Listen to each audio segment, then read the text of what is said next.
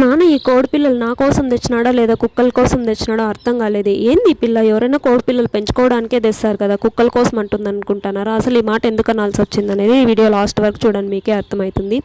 మీరైతే నా last video చూసినట్లయితే మన ఇంట్లో ఆల్మోస్ట్ 100 కోళ్ళ దాకా ఉండేదన్నమాట. అన్నీ దాంతో సగానికి సగం అంతా కుక్కలే తినేసున్నాయి.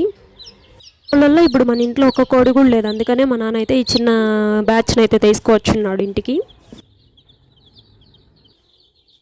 ఏం చేసినావు పాప, నువ్వే తినేసినావు అనుకుంటారేమో. ఆల్మోస్ట్ 70-80 కోళ్ళ దాకా ఆ కుక్కలే తినేసినాయి అనమాట. ఒక్క రోజుకి 20 కోళ్ళ దాకా తినేసినాయి. ఆ రేంజ్లో 1 వీక్లో మొత్తం ఖాళీ చేసినాం మన దగ్గర ఉన్న కోళ్ళు మొత్తానికి.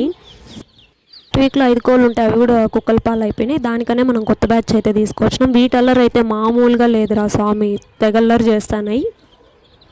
హోప్ ఇవైనా కుక్కల పాలు కాకుండా ఉండాలని కోరుకుంటాను. పిల్లలు ఎలా ఉన్నాయి ఏంటి అనేది నెక్స్ట్ వీడియోలో